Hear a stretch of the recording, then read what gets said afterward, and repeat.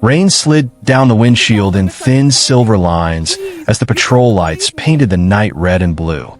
The woman sat still behind the wheel, hands resting carefully on the steering wheel, breathing slow, too calm for someone being pulled over. Her coat was neat, her posture straight, her eyes steady. When the officer stepped closer, radio crackling at his shoulder, the street felt smaller, tighter. "Ma'am," he said, voice firm, "step out of the vehicle." She did, slowly, with dignity. Neither of them knew that by tomorrow morning, this moment would come back to haunt him, before the night carries us any further. I'm curious, where are you watching this from right now? Different cities, different lives, yet somehow the same stories reach us all. Drop your place below. It reminds us we're not alone in feeling this. Officer Ethan Miller had been on the force for 8 years. Long shifts, short sleep, a mind trained to expect the worst before it ever saw the best. That night, dispatch flagged a black sedan reported stolen 2 hours earlier. Plates matched. Address nearby. Ethan followed procedure. Nothing more, nothing less. Or so he told himself. The woman didn't argue when he asked for her license. She didn't raise her voice. She didn't cry. That unsettled him more than anger ever could. Vehicles coming back as stolen, Ethan said, eyes flicking from his screen to her face. "I need you to turn around." Her brow tightened, not in fear, but confusion. "Officer, there must be a mistake." Mistake. He'd heard that word hundreds of times. Still, something in her tone slowed him. It wasn't defensive. It was wounded. "My name is Grace Thompson," she said gently. "This car is mine." Backup arrived. Metal cuffs clicked shut around her wrists. The sound echoed louder than it should have. Neighbors peeked through blinds. Someone filmed from across the street. Grace's shoulders stiffened, but she didn't resist. She just looked at Ethan once more, really looked at him. "I trust the truth will come out," she said. At the station, paperwork moved fast. Too fast. Grace sat alone in a holding room, fluorescent lights buzzing overhead. Her hands rested on the table, cuff marks already blooming red. Ethan stood outside the glass, watching her through reflections of his own tired face. He felt it then, a faint, uncomfortable pressure in his chest. The car was registered under a trust. Legal, clean, but the stolen report? Filed by mistake. Wrong VIN entered by a clerk at a rental company. It took 2 hours to clear. 2 long hours where Grace said nothing. Just waited. When Ethan finally opened the door, his voice dropped. "Ms. Thompson, you're free to go." She stood, smoothing her coat, pain flickering across her wrists. "I know," she said quietly. He expected anger. He deserved it. Instead, she met his eyes with something softer, sadness mixed with resolve. "Please be careful," she added. "Next time, someone might not survive the wait." She left without another word. That night, Ethan couldn't sleep. The rain outside sounded like accusation. He replayed the scene over and over. The cuffs, the looks from the neighbors, the way she held herself together when she shouldn't have had to. Morning came with a dull headache and a mandatory courthouse assignment. Budget cuts. Officer presence requested for a high-profile arraignment. Ethan buttoned his uniform, still restless, still heavy. The courtroom buzzed with low voices. Wooden benches. Sunlight slicing through tall windows. Ethan stood near the wall as everyone rose. "All rise," the bailiff called. The judge entered. Ethan's breath caught. The robe was black. The walk was familiar. The face, calm, composed, unmistakable. Grace Thompson. For a second, the room tilted. His ears rang. The cuffs. The holding cell. Her words, "I trust the truth will come out." She took her seat behind a bench, eyes scanning the room, until they landed on him. There was no shock on her face, only recognition, and something close to mercy. The clerk called the court to order. Ethan stood frozen, heart pounding so loud he was sure everyone could hear it. Shame rose fast, burning. He wanted to disappear. Judge Thompson adjusted her robe, voice steady and clear as she began to speak. And with every word, Ethan felt himself shrinking, realizing the weight of what he'd done and who she truly was. The hearing continued. But for Ethan, time slowed, each second pulling him closer to a reckoning he never saw coming. Judge Thompson's voice moved through the courtroom like calm water over stone. Measured, patient, impossible to rush. She addressed the first case with fairness that felt almost tender, listening more than she spoke. Ethan stood rigid near the wall, shoulders squared by habit, yet inside him something bent. He tried not to stare. He failed. Every small movement pulled at him. The way she adjusted her glasses, the slight pause before she spoke a sentence that carried weight. This wasn't just a judge doing her job. This was a woman who had been handcuffed in the rain less than 12 hours ago by him. A case wrapped up, then another. The room breathed between matters, murmurs rising and falling. Ethan's palms dampened. He swallowed, eyes fixed forward, hoping she wouldn't call on him, hoping she would. When the final case ended, Judge Thompson leaned back slightly. Her gaze drifted across the room again, this time settling on Ethan without hesitation. "Officer Miller," she said. The sound of his name landed hard. "Yes, Your Honor," he replied, stepping forward before he realized his legs had moved. Her expression didn't change. No anger, no coldness, just presence. "Thank you for assisting the court today," she said. "You're dismissed." That was it. No lecture, no recognition of the night before, no public reckoning. Ethan nodded stiffly and turned away, heart pounding louder than his boots against the marble floor. As he pushed through the heavy doors, air rushed into his lungs like he'd been underwater. Outside, sunlight felt undeserved. He stood on the courthouse steps longer than necessary, replaying it all. The arrest, the silence, the mercy, a question gnawed at him. Why didn't she say anything? Most people would have. That afternoon, he drove aimlessly instead of heading straight back to the station. He passed schools letting out, kids laughing, backpacks bouncing. He passed a hospital, its windows glowing dull and steady. Life kept moving, indifferent to his turmoil. By evening, guilt sat heavier than exhaustion. Ethan found himself back at the courthouse parking lot as dusk settled, unsure why he'd come.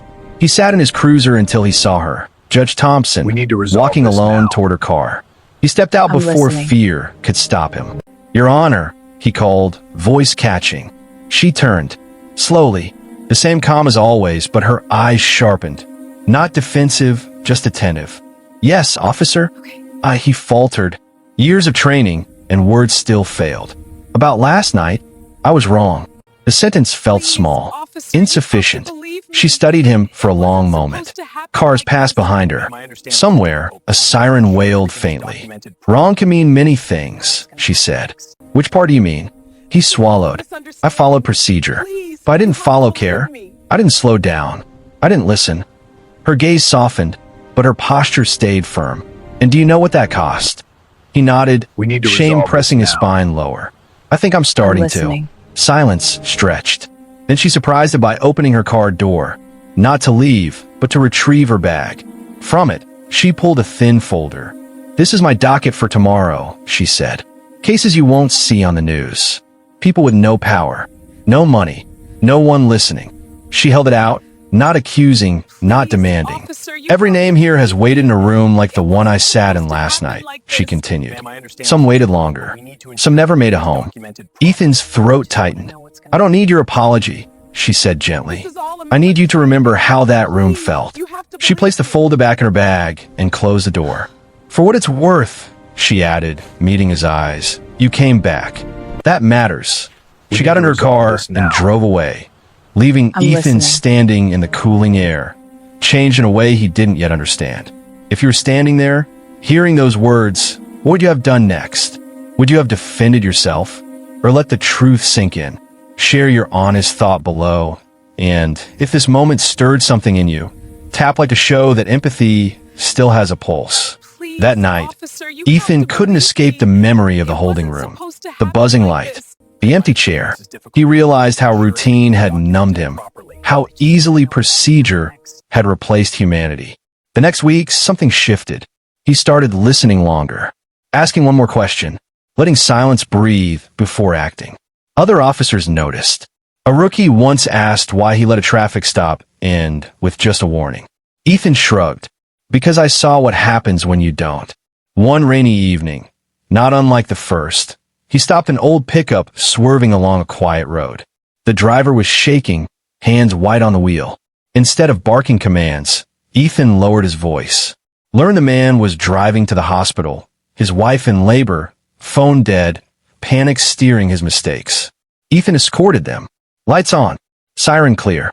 As the man drove off toward the emergency entrance, he looked back once, eyes wet, full of gratitude. Ethan stood there in the rain, feeling something unfamiliar settle in his chest. Purpose. But growth doesn't erase the past. And the past wasn't done with him yet. Because one envelope, stamped with the courthouse seal, was already on its way, containing a summons that would force Ethan to face the night he tried so hard to move beyond. The envelope sat on Ethan's kitchen counter for 3 days before he opened it. White, thick, official. He walked past it every morning, coffee cooling in his hand, eyes catching the seal like it might bite. On the 4th night, rain tapping softly against the window, he finally tore it open. Internal Affairs Review Hearing. Subject: Unlawful Detainment, Grace Thompson. His stomach dropped.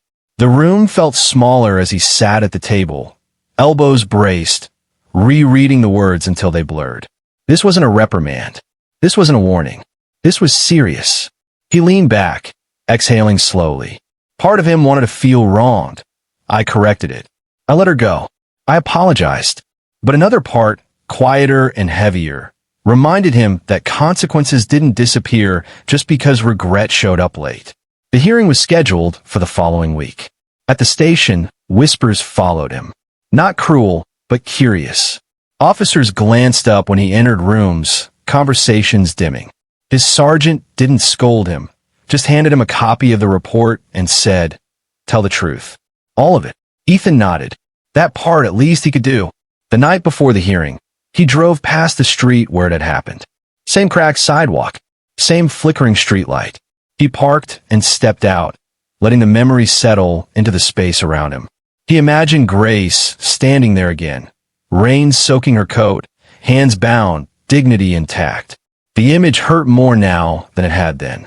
At the hearing, the room was windowless, sterile, a table on each side, 3 panel members in press suits, a recorder humming softly in the corner. Ethan sat alone. They asked him to recount the stop. He did. Every detail. No shortcuts. No excuses.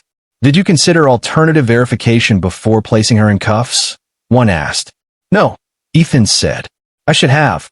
Were you aware of the emotional impact of detainment and error? Yes, he replied. I'm now. The panel exchanged glances. Then the door opened. Judge Grace Thompson entered, not in robes this time, but in a simple navy coat. Still composed. Still unmistakable. Ethan's chest tightened. He hadn't known she'd be there. She took her seat across from him. Their eyes met briefly. She gave the slightest nod. Not reassurance, not condemnation.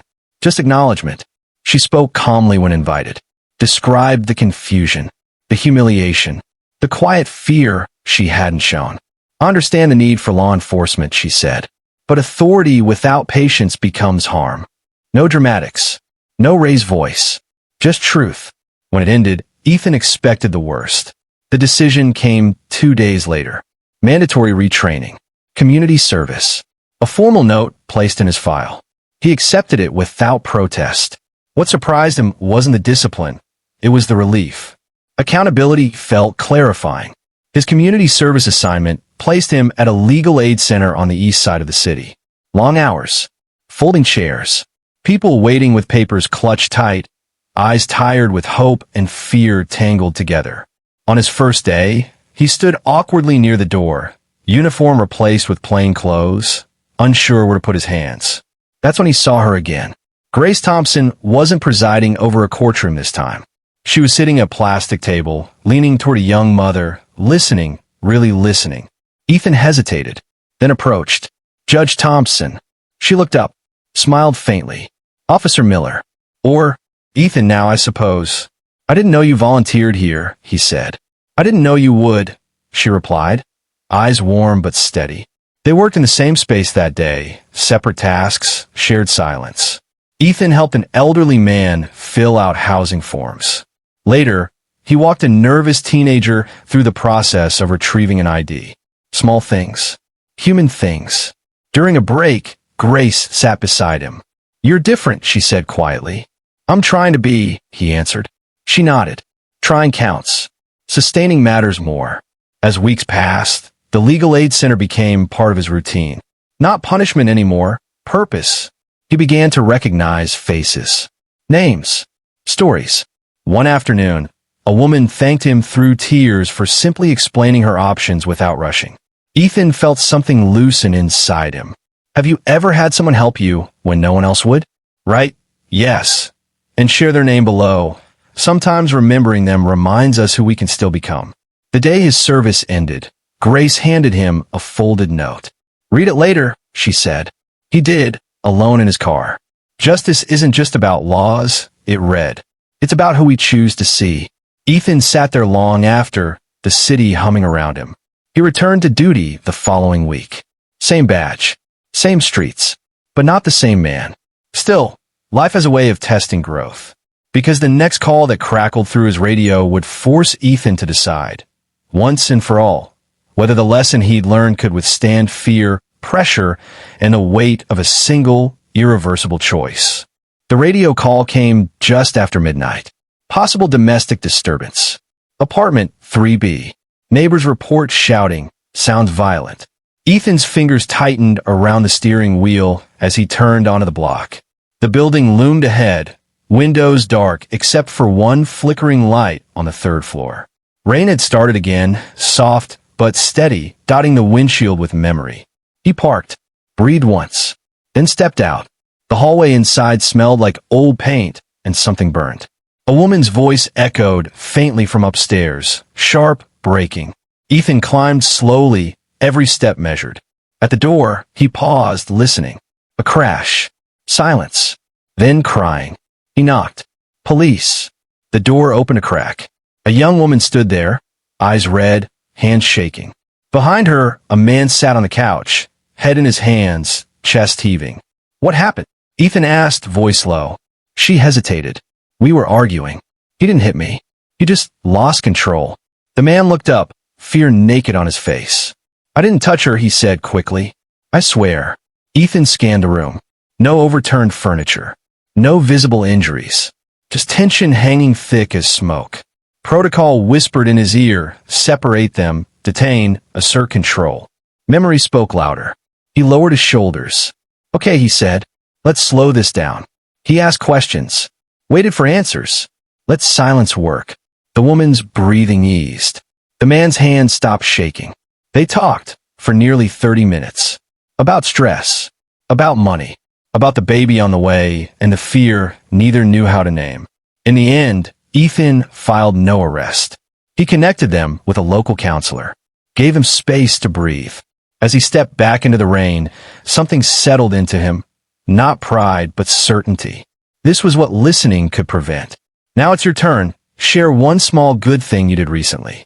Write it below so others remember that humanity still lives. Your story might light someone's path tonight.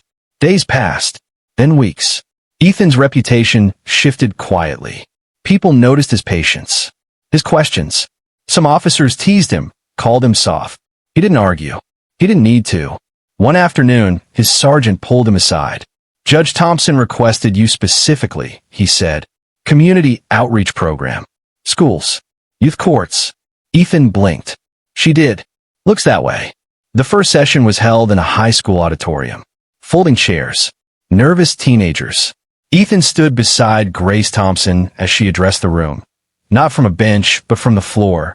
Justice isn't distant, she told them. It's shaped by everyday choices. Then she nodded to Ethan. He spoke about mistakes. About learning too late. About the night he'd handcuffed someone who deserved better, and what it taught him. The room stayed silent. Not bored. Listening. Afterward, a boy lingered. "My dad says cops don't care," he muttered. Ethan met his eyes. Some forget how, but some are learning. Grace watched from a distance, something like approval softening her face.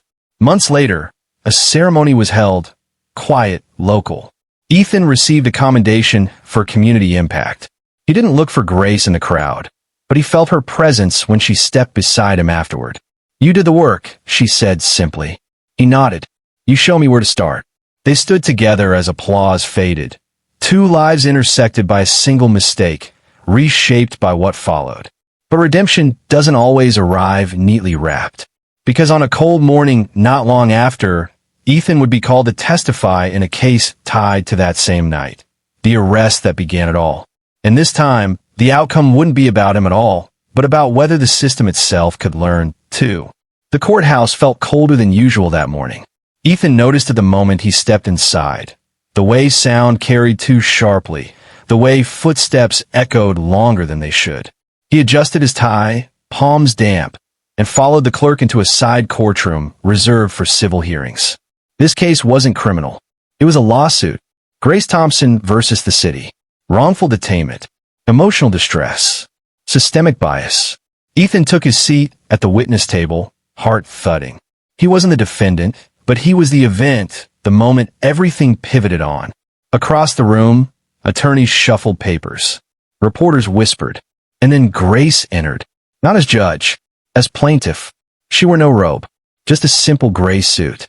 Yet the room shifted anyway, as if authority followed her without permission. She didn't look at Ethan at first. She didn't need to. The proceedings began. Facts were read aloud. Timestamps, radio logs, dashcam footage. The night replayed in pieces, stripped of emotion, reduced to lines of text and timestamps. Then the screen came on. Footage. Ethan's breath caught as the video showed Grace stepping out of her car, rain streaking the lens. His own voice echoed through the speakers. Firm, professional, distant. "Ma'am, turn around." The cuffs. The pause. Her face. Calm on the surface, something breaking behind her eyes. A murmur rippled through the courtroom. Ethan stared at the table. He couldn't watch the rest. When his name was called, he stood slowly and took the oath. Truth pressed against his ribs, heavy and unavoidable. The attorney asked, "Officer Miller, at the time of the arrest, were you aware that Ms. Thompson was a sitting judge?" "No," Ethan said, "but it wouldn't have mattered." A pause. "Why not?" "Because I shouldn't have treated anyone that way," he answered. "Judge or not." The room stilled. Grace finally looked at him. "What did you feel when you realized the mistake?" the attorney continued. Ethan swallowed. Ashamed and afraid. Afraid of what? That I'd hurt someone who trusted the system, and that I was part of a pattern bigger than me. Silence settled, thick and fragile. Then Grace's attorney did something unexpected. She called Grace to the stand. Grace spoke of the holding room, the quiet terror of not knowing how long she'd be there, the calculation every black professional learns to make in moments like that. How she'd stayed composed not because she wasn't scared, but because she was tired of proving she deserved dignity. "I didn't file this suit for revenge," Grace said, voice steady. "I filed it because silence teaches nothing." She turned slightly, eyes meeting Ethan's again, and because accountability can be an act of hope. Something in Ethan cracked, not pain this time, but release. The judge overseeing the case recessed briefly. When proceedings resumed, the settlement was announced. Monetary compensation, mandatory department-wide training, policy review. A win, but not the kind that felt like triumph. As people stood to leave, Grace approached Ethan. "You told the truth," she said quietly. "It was the least I could do," he replied. She studied him for a moment. The least is where change begins. If that moment hit you hard, leave a red heart. Sometimes one small symbol says what our hearts can't. Outside, snow had begun to fall, soft, steady, transforming the city into something quieter. Ethan watched Grace walk down the courthouse steps, surrounded by no cameras now, no noise. Just snow, just space, just dignity reclaimed. But the hardest test of forgiveness was still ahead, because what Grace would ask of Ethan next, weeks later, would force him to confront a question no training ever prepared him for. Could he forgive himself the way she had forgiven him? The letter arrived on a quiet Sunday afternoon. No return address. just Grace Thompson's name written neatly across the front. Ethan stood in his kitchen for a long time before opening it, snowmelt dripping from his coat onto the floor. He had spoken to her only once since the settlement, brief, polite, unfinished. Inside the envelope was a single sheet of paper. Officer Miller, I'm organizing a restorative justice forum next month. Victims, officers, community members. Honest conversation, no uniforms, no titles. I would like you to sit on the panel, not as an example, as a participant. Grace. Ethan lowered himself into a chair. Restorative justice wasn't about punishment. It was about facing harm directly, looking into the eyes of those affected and listening without defense. It required something far harder than testimony. It required presence. He imagined sitting under bright lights, recounting his failure again, but this time not to a judge or a panel, but to everyday people carrying quiet wounds. Mothers, sons, neighbors, people like Grace before she became Judge Thompson in his mind. The night before the forum, Ethan barely slept. He replayed every choice he'd made since that traffic stop, every moment of growth, every attempt at repair. None of it erased the fact that he had once reduced a human being to a threat without proof. The community center was packed. Chairs formed a wide circle. No podium, no stage, just faces. Grace sat across from him, not leading, just listening. The moderator invited Ethan to speak when he was ready. He stood slowly. My name is Ethan, he began, voice unsteady. And I made a mistake that changed more than one life. He told the story, not sparing himself. He spoke of fear disguised as procedure, of authority that moved faster than empathy, of how easy it was to forget the person inside the moment. When he finished, silence filled the room. Then a woman spoke. My brother never came home after a stop like that, she said quietly. He didn't get a second chance to be understood. Her words cut deeper than any accusation. I can't undo what I did, Ethan said, meeting her gaze. But I can carry it and choose differently every day after. Another voice followed, then another. Pain, anger, hope tangled together. Grace never interrupted. She didn't rescue him from discomfort. She let the truth breathe. Afterward, people lingered. Some shook his hand. Some walked past without a glance. Ethan accepted it all. Outside, night had fallen. Grace stepped beside him on the sidewalk. You didn't defend yourself, she said. That matters. I didn't deserve to, he replied. She looked at him carefully. That's not forgiveness. That's punishment. He frowned. What's the difference? Forgiveness allows you to move forward, she said. Punishment keeps you frozen. They stood in silence, breath fogging the air. Be honest, she continued gently. Could you forgive after what you did? The question wasn't rhetorical. It landed squarely on his chest. He didn't answer right away. So now I'll ask you. Could you forgive after something like that? Type forgive if you could, or never if it would break you too deeply. Weeks passed. Ethan kept working, kept listening, but something inside him stayed tight, like a door he refused to open. He turned down praise, deflected gratitude. Growth felt undeserved if it came with relief. Then one evening, during a routine patrol, a call came in. Single car accident. Young driver. Unresponsive. Ethan arrived first. The car was crumpled against a guardrail. A teenage girl sat inside, blood on her forehead, eyes wide with terror. She kept whispering, "Please don't let me die." Ethan opened the door, steady hands guiding her out. He spoke softly, stayed with her until the ambulance came. As they loaded her onto the stretcher, she grabbed his sleeve. "Thank you," she breathed. "You stayed." Ethan watched the ambulance disappear into the night, her words echoing long after the siren faded. Stayed. Something shifted then, quietly, finally. Maybe forgiveness wasn't a single act.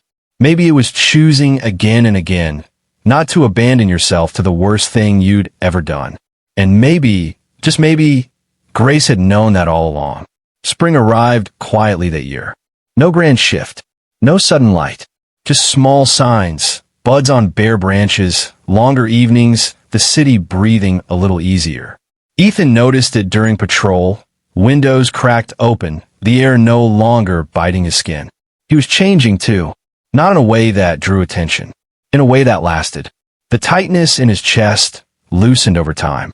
He stopped replaying the past every night and started preparing for tomorrow instead. He laughed once with a partner over bad coffee and realized it didn't feel wrong to do so. One afternoon, he was asked to escort a group of middle school students on a courthouse tour. When he arrived, Grace Thompson was already there, speaking to the kids in a smaller courtroom. No cameras, no press. Just curiosity and questions. "What happens if a judge makes a mistake?" a girl asked. Grace didn't hesitate. "Then we face it. We learn. And we do better next time." Her eyes flicked briefly to Ethan. After the tour, as the children filed out noisily, Ethan lingered. "You're good with them," he said. "They're honest," Grace replied. "They haven't learned to hide their fear yet." They walked together down the hallway, footsteps echoing softly. "I've been thinking about what you said," Ethan admitted, "about punishment versus forgiveness." "And?" she asked. "I think I was afraid that if I forgave myself, it would mean what I did wasn't that bad." Grace stopped walking, turned to him fully. "No," she said gently. "Forgiveness doesn't erase harm. It makes room for responsibility without self-destruction." Ethan nodded slowly, letting it sink in. Later that month, the police department launched its revised training program. Grace was invited to speak. So was Ethan, standing at the front of the room, facing rows of officers, some skeptical, some curious.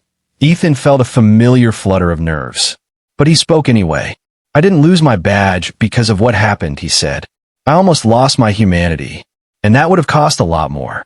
The room was quiet, not silent with resistance, silent with attention.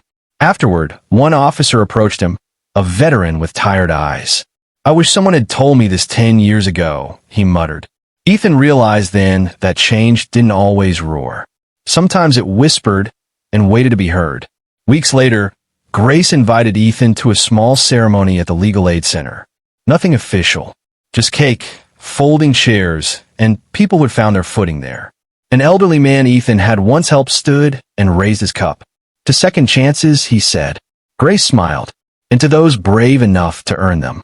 Ethan felt warmth spread through him. Not pride, but belonging. If you believe love still wins, comment amen. Let's fill this space with hope, because someone scrolling right now might need to see it. As the evening wound down, Grace and Ethan stood near the doorway, watching laughter spill into the street. "You know," Grace said, "that night could have hardened either of us." "But it didn't," Ethan replied. "No," she agreed, "because pain doesn't get the final word. People do."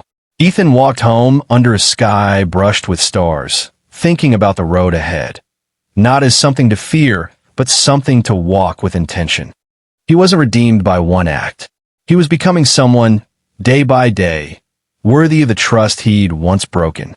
And as he turned the corner onto his street, he realized something simple and powerful. The story hadn't ended with handcuffs. It had started there.